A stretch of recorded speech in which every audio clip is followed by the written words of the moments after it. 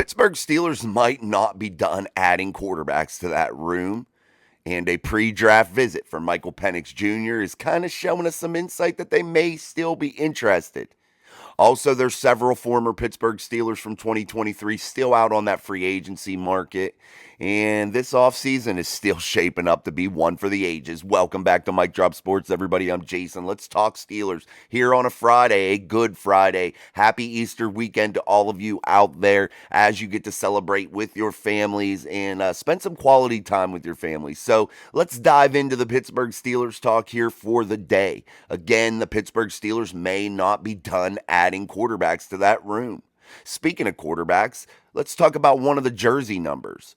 The number 1 will not be worn by Justin Fields. He will have number 5. The last person to ever be issued the number 1 jersey for your Steelers was an undrafted free agent quarterback, Anthony Wright, who was issued the jersey but never wore it in any regular season action. The last player to actually wear it inside of a game was Gary Anderson, the former place kicker, an all-time great Pittsburgh Steeler. Really scored a hell of a lot of points for your Steelers. Gary Anderson, what a monster. But he was the last person to actually play in a game with the number 1 jersey. Anthony Wright was the last person issued that in the 1999 season, I believe. However, he was never able to wear it. But let's move on. That's just a fun fact trivia type question for you if you ever need it one day. But the Pittsburgh Steelers, again, may not be done adding to that quarterback room. And the draft may be a possibility. You look at a guy like Michael Penix Jr., when you're going to have guys like Caleb Williams, Drake May, Jaden Daniels, all those guys off the board long before maybe anybody would consider a Michael Penix Jr. He's projected to be an early second round type pick, but perhaps maybe a team would slide up into the back half of the first round to take a Penix Jr. And the Pittsburgh Steelers seem to still be interested, and at least that's what we continue to see the theme as Omar Khan moves through this offseason. Like we keep saying here on the channel and keep telling you, Omar Khan gives himself options and he doesn't limit himself into a box or paint himself into a corner. And that should be the best quality that we look at in a general manager, not painting yourself into a corner. And we say it so much here on the channel, but I really feel like it's a quality that most GMs don't have, and they go for what they want and they stick to it. But Omar Khan seems to just get himself out there and get himself options and never just, oh, this is what we're going to do. That's it. There's no other option. Bullcrap. That's not how it works. You need to figure out a way out of every situation. If you make a move, you better have a backup plan to get out of that move. And Omar Khan does that extremely well. But you look at a quarterback like a Michael Penix Jr., guys, a guy that could potentially have a high ceiling. A guy that is going to go within the first round and a half. I can almost guarantee that. If he were to slide, it would be a little bit shocking that he would slide maybe to the middle rounds, and maybe that's what the Pittsburgh Steelers are hoping for, considering they have several other needs that they need to figure out here at the front part of their draft. They need to figure out a center, a possible tackle, maybe even adding another cornerback, maybe even adding a big-name wide receiver.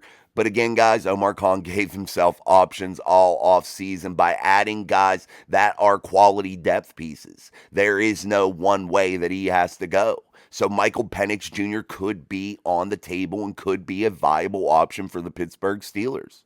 And the Steelers possess some draft capital that has some value, and they may be able to package something together to move up in the second round. However, if I see the Pittsburgh Steelers move up in the second round, I'm going to say it's going to be for a guy like Zach Frazier, WVU center. That's where I really think that they would go if they had to move up in the second round. I don't think it would be for a Penix Jr. When you see Pittsburgh Steelers brass bringing in a guy like Penix Jr. for a pre-draft visit, I think in hopes that they are looking at him as a guy to say, if he slides, if he gets to that mid-round level, that's when we could pull the trigger on a guy like Penix and get him in the quarterback room. You signed Kyle Allen to be that third guy, but I think he could be easily expendable. You could just get rid of him. The contract's basically nothing. He is just here as the third string emergency guy. And if you drafted a guy like Penix Jr., then you could possibly just say, see you, Kyle. We're going to roll with this kid, allow him to gain some knowledge from Russell Wilson, from Justin Fields, allow him to build and grow inside inside of that quarterback room and have three quarterbacks with similar attributes, all three athletic, all three able to kind of do some of the same things with big arms. Those types of things. And a guy like Penix Jr. could fit well with Russell and Justin Fields. And we could see exactly how this all unfolds. And the Steelers could maybe not miss a beat, perhaps, if there were injuries and you were working your way down through that quarterback room when you have guys that maybe play the same type of style. But the Pittsburgh Steelers are looking at Russell Wilson potentially as their guy in the lead position here, a guy that's probably going to be the starter in 2024.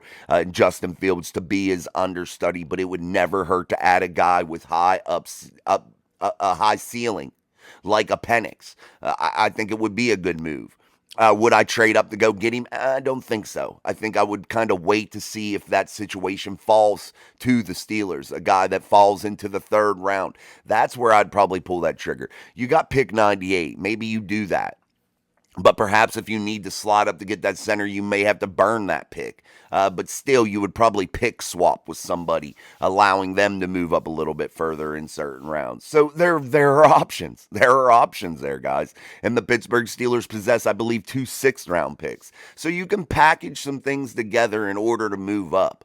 But I highly doubt it would be for Penix if they moved up in the second round. I really highly doubt that, but it could happen, especially how they value Penix. Is he a guy that they have highly valued on their draft board? That is another question. We don't know. So we'll have to see exactly what pans out with a guy like Penix Jr. getting the opportunity to come in and talk with the Pittsburgh Steelers pre-draft to really get to know a guy on a little bit more in-depth platform. Bring him in the building and talking to him. Let's talk also, guys, about the Pittsburgh Steelers from 2023. Former Steelers that are still out there on the free agent market, one being Patrick Peterson, a guy that was let go due to his age probably and due to the cap savings. The Steelers needed to make room. He was a cap casualty, and he was not able to be retained due to the money that he was making. Maybe the Pittsburgh Steelers bring a guy like him back as a depth piece, a guy that can be versatile and play corner and play safety and just have a just-in-case type guy in case of injuries. Also, he provides some leadership to that locker room.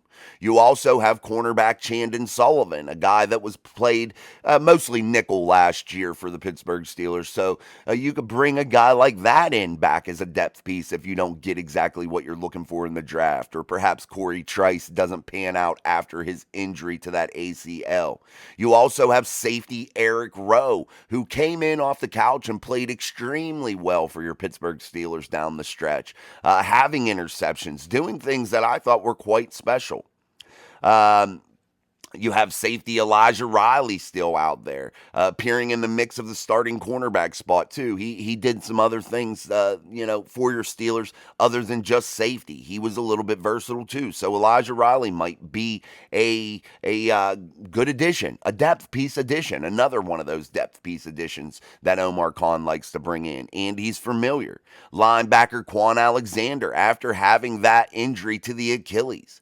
What if he develops a little bit better here through his injury process and is ready to go for 2024? Maybe Cole Holcomb isn't. Maybe Cole Holcomb is let go due to the injury, not being able to rehabilitate himself. But Quan's sitting there ready to go. Quan played well before the injury. Maybe you bring Quan in to be that depth piece behind a Landon and Patrick Queen, the newest addition. You have Miles Jack, which I don't think will be anything that will happen unless you get down the road and it's injury after injury yet again for the Pittsburgh Steelers, but we'll hope that not to happen. Outside linebacker Marcus Golden is still out there. Running back Godwin Igwebuike, he's still out there, guys. He was the returner last year, but you add a guy like Patterson from the Atlanta Falcons. I don't think that you're going to have the need for a Godwin Igwebuike this season. And the reason being is Patterson can play that running back spot in the third hole. He can play slot wide receiver. He returns kicks. He is a very versatile player. And I think that leaves a guy like Igwebuike out, because why would you bring a guy back when you already have somebody that you signed and they can do a lot of things? They're like a Swiss Army knife, as Mike Tomlin would like to call it. Also, a special teams specialist out there that they've been bringing back on 1-year deals here as of late, and that is wide receiver Miles Boykin. I don't think he makes a return to the Pittsburgh Steelers in 2024. I think that marriage is over, and what a hell of a run it was on the special teams front. Miles Boykin played excellent in special teams, and when called upon to catch a pass on the offensive side of the football, he was able to do that at times. So, wide receiver Miles Boykin, I think, won't be back this season. I think he'll be an odd man out, but he still remains on the free agency market. And the interesting one is a guy that they released, a guy that had a tumultuous 2023 season in center Mason Cole. Do they bring a guy back like Mason Cole if they're not able to find their man in the draft? If they're not able to maybe even sign the guy from Miami just because he's still injured and maybe he isn't ever ready this offseason. Maybe they can't get to that level, and maybe that's not even an option. And then all you have left on the free agency market is center Mason Cole. What do you do? He's familiar. He had a bad season last year, but if he's your only option, I guess you have to figure out how to maybe bring him back on a team-friendly cheap deal if he is willing. So, I mean, that's an option too. But there are several guys that still remain out there for your Pittsburgh Steelers in the 2024 offseason that are free agents that are familiar with the team. And if need be, I know it's not a popular decision. You may have to bring one of those guys back in to add some depth or fill in a hole that you weren't able to fix in free agency. You weren't able to fix in the draft. And you want to bring in a guy that is familiar with the team. And I know we're leading into an Arthur Smith era here where Arthur Smith is going to be bringing an entirely new playbook, guys. This isn't going to be the same playbook from last year. This isn't going to be the same offensive setup from last year. It's not going to be similar. It's going to be a completely new thing. Arthur Smith is going to come out here and be different. And he's not going to be, well, Matt ran this last year, or Eddie and Sully, they ran this last year at the end, and it worked good. I don't think any of that's going to happen. I think they are going to stick to an Arthur Smith game plan that is new and exciting and different from what they've been used to doing. And I think you're about to see the return of the black and blue Steelers, the Steelers team that beat you up. I think that that's exactly going to be the mantra of the Pittsburgh Steelers in 2024, a team that will get out there and beat you up on both sides of the football, offensively and defensively. A ball control type offense. Am I sure of this to happen? No, but that's where I see this leading. I see this leading into, hey man, let's make sure we have dogs along the front. Let's make sure that we beat these teams up, man. Adding Patrick Queen, guys like that are going to come down and hammer you. Guys that aren't afraid of contact. Guys that are really physical and aggressive in nature. And I think that's the way the Steelers are leading and going and trending.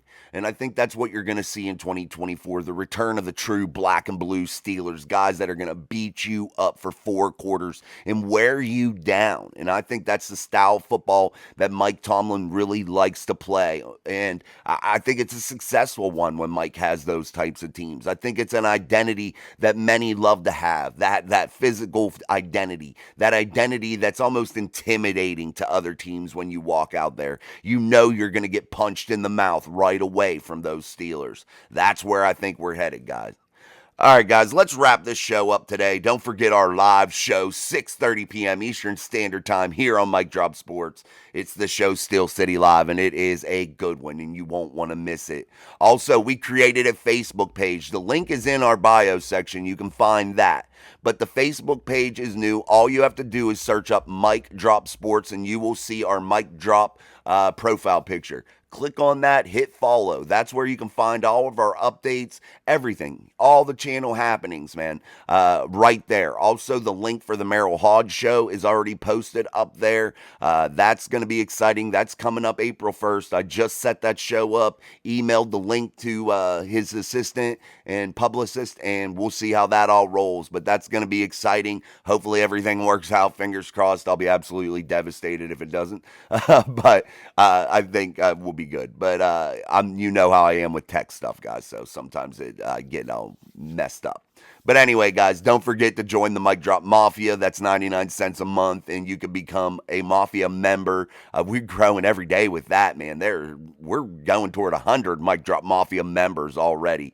That is really, really cool. And that is awesome. And I thank you guys so much. But you get so many little perks like badges, emojis, free exclusive episodes, and you're going to get exclusive live shows also that we're going to be starting to do. You get entered into our giveaways, which is the biggest one. We have one coming up in April. There's just so much happening here on the channel, so many exciting things, and to be a part of it is awesome. And I'm absolutely humbled that you all are. It's super cool. And after hitting those million views, it really was a sense of motivation for me to continue to really push this channel hard and to really start to, well, not start to, but continue to try to bring you guys the best, absolute, most truthful content on the internet, on YouTube, to where you can find solid, honest news, to where there's no guessing games, no national media spinning narratives that they want you to hear.